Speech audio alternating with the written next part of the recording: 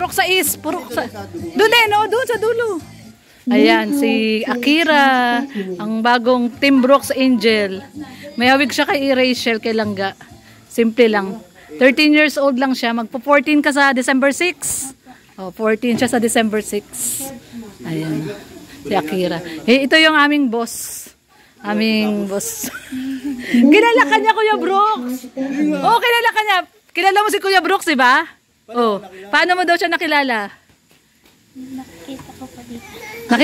Oo, dumadaan siya dito. Nakikita ka daw niya. Paano nalaman si Kuya Brooks ito nakatira?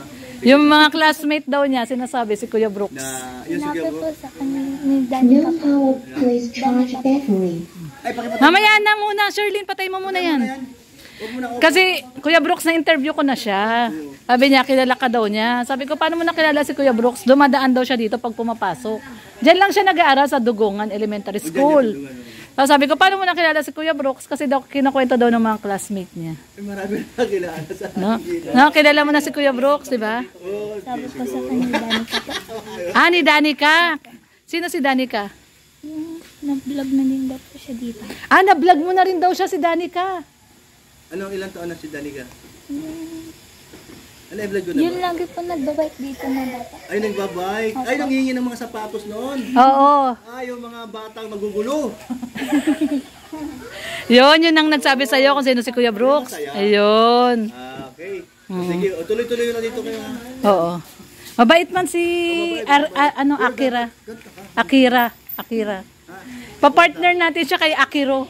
Sa Kiro. Oo, si Akiro. Oo. Ay, si ano? Edwin! Si Edwin, mabait yan. Kilala mo si Edwin? Edwin! Shout out, Edwin! Oh, bait yan si Edwin. Dumadaan-daan lang dito. Ayan, si Edwin. Halika na. O, paalam ka kay Kuya Brooks. Ay mo, babay ka na. Hatid muna namin. Ihatid muna namin, Kuya Brooks. Hatid lang. Ayan, hatid. Ang hiningin lang namin yung approval mo, kung approve ba sa'yo. Approve na approve! Approve na approve. Approve na approve. Lalo na pagka may talent na, ganda na. Di syempre, papaturuan natin siya kay Charlene. Ah, Charlie, nakanta. Ito magaling kumanta to ay. Tsaka sumayaw. Sumayaw. Yan, may bago tayong angel, si Akira. Bait man si Akira. Si Akira. Ayan o. Si Akira. Ayan, Akira.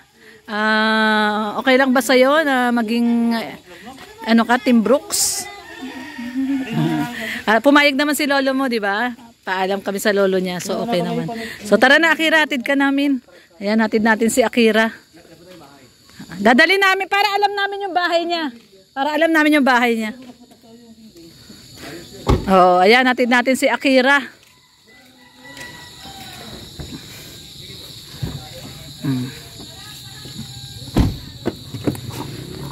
Medyo malayo po yung bahay ni Akira, no? Sa Purok sa Ispa po siya. So, marami palang magaganda dito sa Dugongan. Hanap pa tayo ng hanap sa ibang lugar. Nandito pala yung mga magaganda. Oh, si Akira, si Roda, si Lorne. Kuya Nelson, magaling mag-scout. Ang bilis ni Kuya Nelson mag-scout. Ang bilis na na-spatan si Akira. No, ang kwento po kasi nito, nasiraan po yung lolo ni Akira doon sa highway. Tinulungan ni Kuya Nelson. Tapos naspatan niya si Akira, nakasakay doon sa lolo niya. Hindi, nakupo lang siya doon. Ganda ni Akira, maganda si Akira, very simple lang. Dito rin po no, nung kung maalala nyo po, nung na-vlog ni Katropang Red si Janet. Ay, bata ka! Diyos ko po, Lord. Ay, mga bata, biglang tumatakbo. Ito, rough road pa to dati, Roda. Oo, as in rough road pa to. Mabuti nga simentado to. Mabuti nga simentado na ngayon eh. So, nung naglakad si Red noon, papunta doon sa bahay nila Janet, ang layo. As in malayo. So, nilakad nyo to? Oo, nilakad nila to ni Red. Hinatid niya kasi hinatid niya si... Oh, hindi na rough road dito. Oh, yan o. Ito, hindi, na siya, rough road na. Dati ganyan. Ito yung sinasabi kong church. Ayan o, Church of Christ. Ayan yung sinasabi kong church. Ayan. So, papasok na yan doon, malayo. Sa Purok sa Ispala siya. Malayo pa, Akira, dito? Sabihin mo, Akira, kung saan kasi yung kila Janet, kanan eh. Yung sa inyo, saan? Dito din po, liliko din. Kanan din. Kanan din, oo, kanan. Hindi ba malambot dyan? Hindi ba yan malambot dyan? Rough road dito, Dito? eh. Dito ba? Kaya ng sasakyan. Saan ba, Akira? Dito? Diyan po, dadiretso na po. Itong dinadaanan ng tricycle. Opo. O yan. O nakapunta man kami dito ni Red nung kay Janet nga. May daan pala dito. Doon tayo dumaan ng nakaraan sa kabila, no? Oo, doon tayo dumaan sa kabila. Pero may daan din dito. Sasakyan, kuya. Hindi. Ito lang. Tingnan mo lang, dandahan ka lang. Kasi rough road talaga dito. Ito yung sinasabi kong rough road. Simula doon noon sa amin. Rough road talaga. Nakakaiyak pag ano. Kasi rough road po to. Malayo pa ba, no, Akira, yun sa inyo? Malayo po. Lagpas ka pa kila Ate Janet? Hindi po. Bago magkila Ate Janet? Opo. Ayun. Okay. Yan natin po natin si Akira. Medyo ano po kasi talaga to, liblib na po talaga tong lugar na to. Tapos kapag pumapasok, anong oras ka pumapasok? Nilalakad mo lang din to, Akira? Opo. Ay, layo. layo, grabe. Asing Akira, nilalakad mo lang to? Ha, Akira? Opo. Ay, ilang oras ang lakad mo? Dilim na. Kuya, yan ano. Dahan-dahan lang, ha. Ayan guys, ibababa na natin si Akira dito at hindi na kaya ng sasakyan. At masyado nang maliit yung daanan, no? Hindi nakakayanin ng sasakyan. Sige Akira, babay ha. Lakad na lang kayo ni Kuya Nelson, ha? Hindi na kaya eh. Akira, sa susunod uli, ha? Ha? Huwag ka mahiya, ha? Part ka na ng Team Brooks. Ayan, si Akira. Babay Akira. Ayan, bumili tayo ng mga gamit ni Akira sa school. Ayun, no? Si Kuya Nelson ba nagbayad niyan?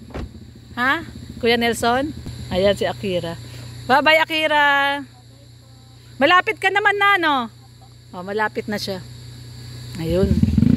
Doon, oh, banda doon siya, oh. Dito rin si Janet nakatira. Si Ate Janet. Ayan, Kuya Nelson, bilisan mo na. At madilim na. Hapunin tayo, ay didilimin tayo dito.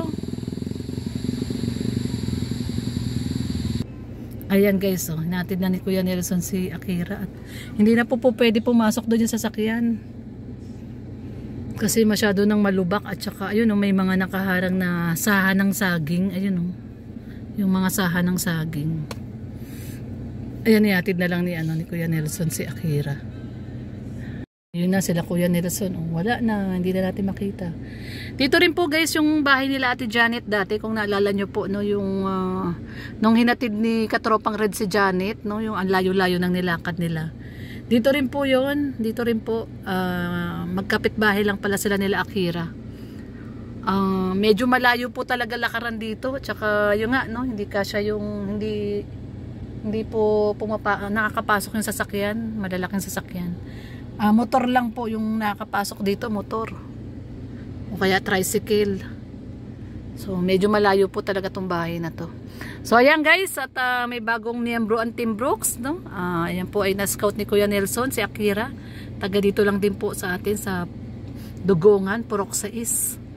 So, maraming pong salamat sa pagsama at ginabi na tayo. Thank you so much at babalik po tayo doon kila Kuya Brooks kasi meron pong boodle fight ang Team Brooks kasama pa Ate Bing. Kaninang madaling araw pumunta sila sa Mercedes, no? Sa Mercedes Port at namili sila ng mga seafoods. At babalik po, no, si Papa Dan. Kaninang umaga dumaan siya, nagdala siya ng bigas at nag-promise siya kay Kuya Brooks na babalik po siya. Kaya ayan, ang tabayanan po natin. Ayan, no, madilim na, no, mag-aalas 6 na. Kaya mamaya po, no, meron po tayong dinner.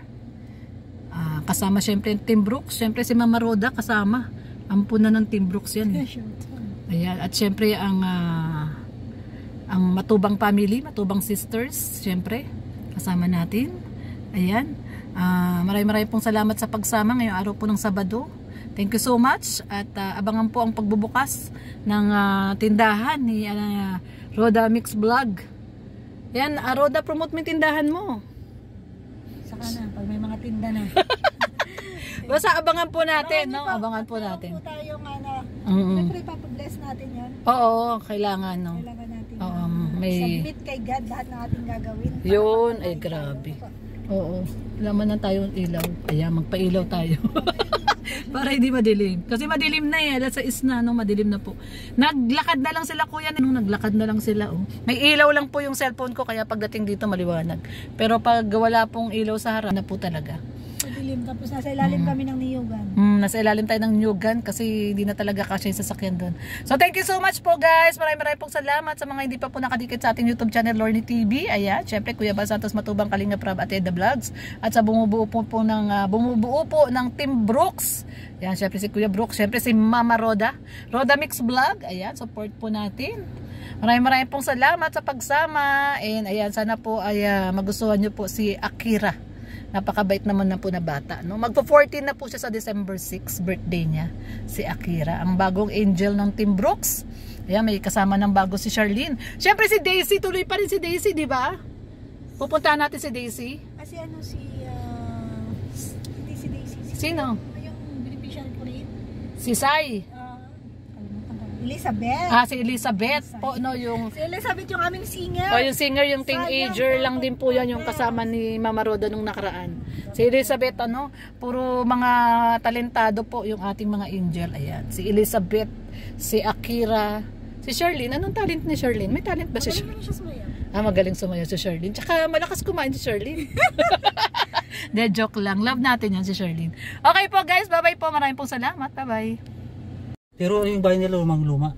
Ayan si Kuya Nelson at nabigla at malayo pa. Malayo pa daw pala. Ibig sabihin Kuya Nelson, yung nilakad mo malayo pa. Lagyan tayo ng ilaw. Oo, malayo pa. Malayo pa yung hinatid mo sa kanya, malayo pa. Liblib pa talaga. Ayan guys, kasi hindi na po kami dumiretso at ito nga po, maano na, madilim na at saka dito ka umikot ka dun sa kabilang side. Diyan, oo. At hindi na rin po kasi kakayanin kasi malalim masyado yung daan, no? Hindi na makakadaan. So hindi na namin siya nahatid. Si Kuya Nelson na lang naghatid. Malayo pa daw pala. Akala ko yung bahay ng lola niya, doon na. Yung pa pala, iba. Naglakad pa kami malayo. Ay Diyos ko. So kasi parang bundok-bundok na po kasi ito no? At wala talagang daan. Mahirap yung daan. Nakakatakot pa, mabaksakan ka ng mga Wala silang sariling bahay. Nakikitira lang. Nakikitira lang sila. Sa ate niya kasi wala doon yung ate doon. Doon sa bahay ng ate niya. Doon siya nakikitira. Doon sila muna ang titira. Pero pag nandyan na yung Ate niya. Sa lola nila nakatira. Pero yung bahay niya, luma. Lumang-luma. Sana binidyohan mo? Nakabidyo kaso madilim eh. Walang ilaw, walang kuryente. Mayroon naman. So ayan guys, at pabalik na kami. Ayan tignan nyo po yung kalsada Ingay si Rush. Kaliwa. Ayan guys, so pauwi na po kami at ito talaga yung dadaanan natin. Talagang grabe yung dinaanan natin, no? Gubat talaga to. Yung bahay ng lola nila, butas-butas din. Butas-butas Pero din. hindi na ba? Wala silang sariling Bahay. hindi na lupa. Yung inabandon daw na yung lupa. Di ba yung may-ari pero inabandon. So yun, hindi rin nila lupa yung nila. Tinatayuan nila. Kumbaga inabandon na ng may-ari. Kaya nagtayo, illegal sila doon. Illegal parking. Illegal parking sila doon kasi hindi man nila nulupa yun. Ayan, hanggang dito lang kami noon. No, pumunta kila dyan ito, hindi na kami nakadiretso. Naglakad na kayo? Naglakad na kami, layo talaga. Grabe. Kasi malayo. Wala man talagang kalsada. Hindi kayo mawala dito? Hindi man diretso. Ayan lang, just diretso na yan. Ganda nung maganda rin yung nanay niya. Maganda yung nanay. Kaya pala maganda sila.